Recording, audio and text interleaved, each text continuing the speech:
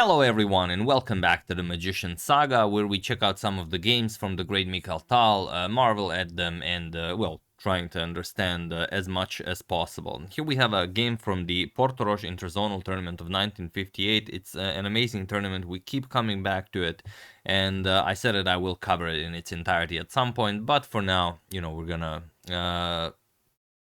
have a game here and there, and this is a game between the great Dane Bent Larsen, and you've seen Bent Larsen's games, so you've seen them, you know, everywhere on this channel as well, and you know how strong he is. But it is Mikhail who won this tournament. We already said that many times, and the top 6 players who qualify through this Portoroz Interzonal tournament go into the Candidates tournament of 1959. And the Tal won clear first with 13.5 points. Gligoric got second place, only half a point ahead of Tal, 13 points. Then Tigran Petrosyan and Paul Benko with 12.5. Friedrich Olafsson and Bobby Fischer with also shared 5th and 6th place. So those are the top 6 that qualified, but this is one of the games that really stands out in the, you know, in the way of the attack. So let's check it out. It is Mikhail versus Bent Larsen, and Tal opens with pawn to e4, as he usually does. Bent goes for the Sicilian defense, pawn to c5, knight f3, we have d6, and we will have a Najdorf. d4 captures, knight to f6, knight to c3, and pawn to a6. The Najdorf Sicilian is on the board, and what better way, you know, to spend your day than to check out how the great magician goes through the Najdorf Sicilian, basically like a knife through butter. We have bishop to g5 and knight b to d7. Here pawn to e6 is a bit more common, but knight b to d7 you have to be very careful when you're playing this line, because look at the queen. The queen is sort of locked out of the game. Not really, you do have access to this diagonal, but it can go wrong very quickly. Tal plays bishop to c4, and usually queen to b6 is played here. In the game, queen to a5 is the move of choice, going after that bishop on g5. But just to give you an example of how wrong it can go, if, for example, you play pawn to e6, and some of Tal's opponents in the past have played this, for example, castle kingside, pawn to b5, already you invite the sacrifice. And, you know, inviting Tal, sorry, not the knight, you will sacrifice the bishop, and inviting Tal to sacrifice like this, I mean, that's... basically, it would be better if you resigned on move 1 and, you know, got some lunch instead. And now the idea is knight d5. Okay, attacking the queen, and if captures, for example, queen captures, attacks the rook, and now after bishop to b7, attacking the queen, seems like there's nothing to worry about, but this actually happened in one of Tal's games, knight to c7 check. And the king has no moves. You have to capture the knight, and now queen e6 check, and again the king has the moves. You have to block with the bishop, and queen captures on e7 will be checkmate. So that's the problem if you are not careful on the move order with this particular setup. So here queen to a5 is played going after the bishop, and Tal likes this. He plays queen to d2, defends the bishop, and pawn to e6. And here already Tal surprises his opponent, because it is known, or it was known back then, and it is known now, as we have these incredible, you know, entities called the engines, that castle's queenside is by far the best move for white. And Tal already played it. He played it a year prior to this game of the Portoroz Interzonal 1958. He played it in the World Student Team Championship against Atanas Kolarov, where he castled queenside. Tal won a very nice game, and obviously Bent thought that this is what Tal was planning to do. But no, Tal castled kingside. And this is also something that Alexander Koblenz mentions in his book, that yes, the strongest move is the strongest move, but against a particular opponent, a different move might be even stronger. I don't know if that makes sense. I always, you know, viewed chess this way, so... you know, maybe it makes sense to you. But okay, pawn to h6, we have bishop to h4 and bishop to e7, rook a to d1, and now knight to e5. This is a very important move, pressuring the bishop on c4, because if you just castle kingside, then Tal has this knight to d5 move, attacking the queen, and if black queen captures, then you capture the bishop first with check, and then you recapture, you're gonna be up a piece. And interestingly, black can survive with bishop to d8, but you know, probably no one plays this in their right mind. For example, pawn to b4, and good luck surviving the kingside attack against Tal in this position. So after rook ad1, Ben plays knight e5, which is by far the best. We have bishop to b3 and pawn to g5. Now, I don't know exactly in which position we've entered new territory, or we, you know, gained a completely new game, but probably around this point, as there are some games in the database that reach this position. I'm not using the you know, the big database, so we could say that now, as of move 12, we have a completely new game, or you know, Tal and Larsen had it in 1958. So okay, bishop back to g3, and interestingly also Koblan says that attacking the bishop with the knight does seem like maybe a better way to go after the bishop and to develop, because you don't undermine your pawn structure at all. But after bishop to g3 and bishop to d7, it's very easy for white to play, and already it feels like there's not all that much that black can do. I mean, what's your next move? That's the real question. f5 is coming, the bishop opens up, it's not going to be easy. So that's why after b3, pawn to g5 attacks the bishop, bishop g3, and bishop to d7. And now Tal lunges forward with pawn to f4. And pawn to f4 is an incredibly difficult move to not to calculate, to assess. I believe it, of course, it is impossible to calculate it, because, well, it just opens up the position too much. It will give white the semi-open f-file, but it will also give black a permanent outpost for the knight on e5.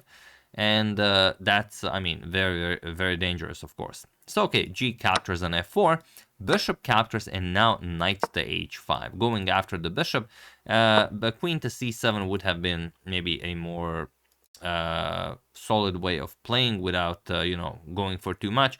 But it seems Bent was also interested in crushing Tal as much as Tal was interested in crushing Bent. So knight to h5, and Tal played bishop captures on e5. Of course, not bishop captures on h6. Then you invite knight to g4. The bishop is now attacked twice.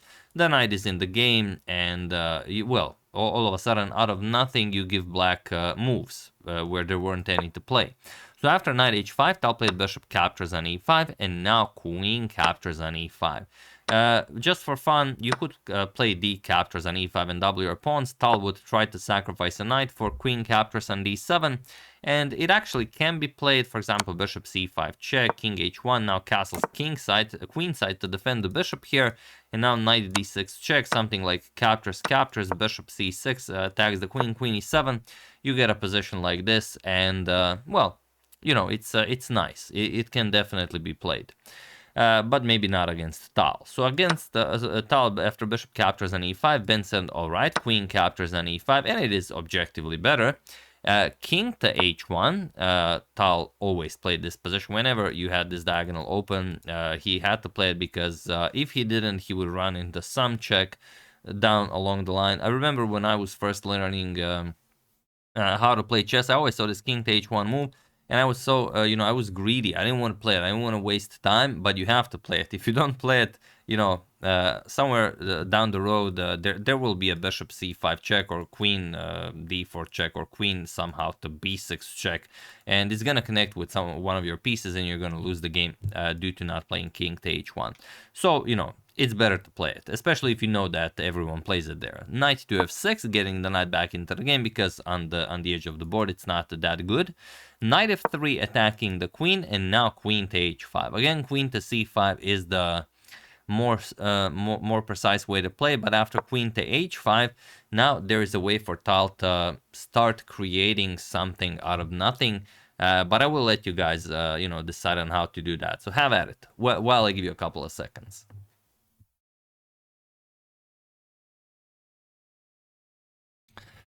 So, for those of you who were able to do it, congratulations on walking in the footsteps of the great magician. And for those of you who just want to enjoy the show, it is e5.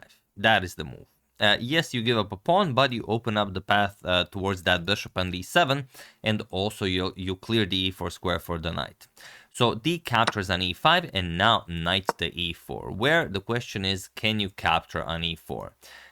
You can, but there's no, you know, really, there's really no good reason to do so, because after captures and captures, for example, king f8, queen captures on b7, you attack the knight, and let's say knight g3 check, you even win the exchange here. King g1, knight captures on f1, queen captures on a8, king to g7, and now queen a7, stopping the knight from re-entering the game.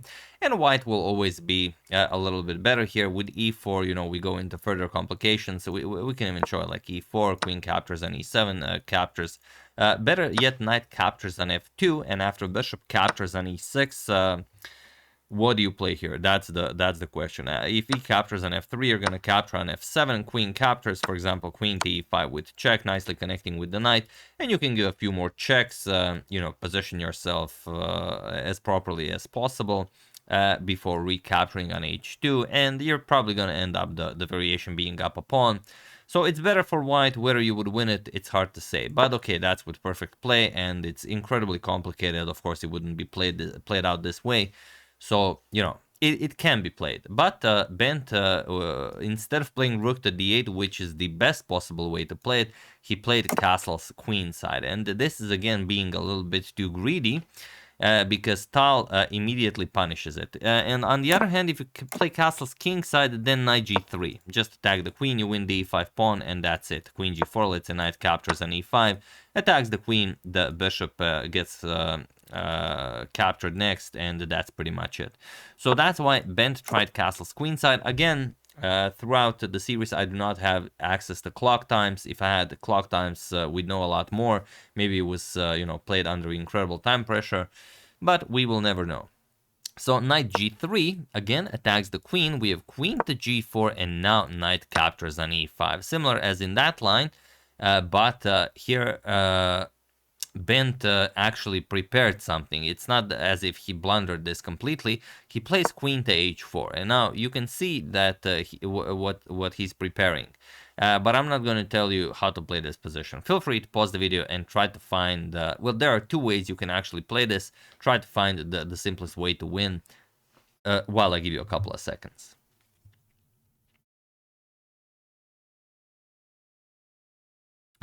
So the best way is not to capture on f7 and be materialistic, as you know, we're covering the games of the great Mikhail Tal. He never goes for material. It's queen to c3 with check, and we're gonna discuss why. Or you could go rook to f4 and then after queen g5, knight captures on f7, because then it comes with a triple fork. So this is also fine. It's just the queen to c3 check is much simpler.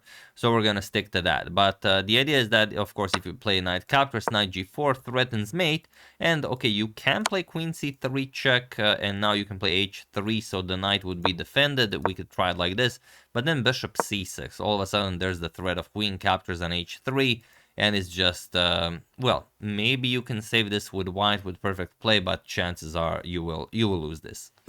So after queen to h4, Tal played queen to c3 check, as have you all, as you guys are amazing players. We have king to b8, and here Tal just played knight captures on d7, and he was in this position on move 24 that Bent Larsen resigned the game, as there is nothing more to be done here.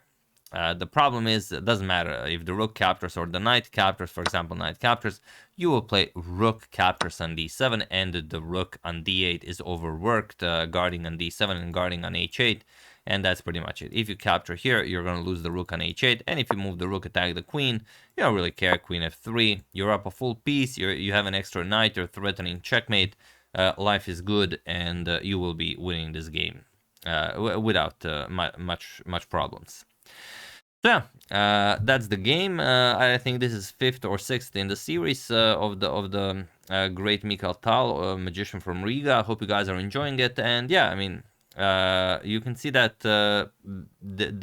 Tal's opponents are playing incredible chess. They're playing lines where they are even better, objectively better. You know, if you assess the positions with a modern engine, Tal is even worse in many of these positions. But Tal is playing against a human, not against an engine, and against a human, no one could touch the great magician.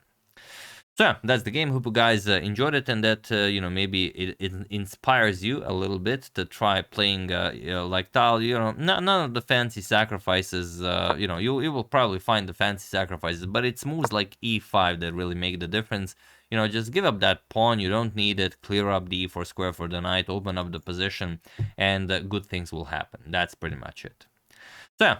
Hope you enjoyed it. I would like to thank Crash BPS1, Magician Chess, Sandal No Less, E1 Check, and Only Bullet for a contribution to my channel. Thank you a lot, I really appreciate it. As usual, you can check 2 of my previous videos here. Thank you all for watching, and I will see you soon, continuing to check up on your wonderful suggestions and whatever else happens in the chess world. So thank you all, I will see you soon, and have an excellent rest of your day.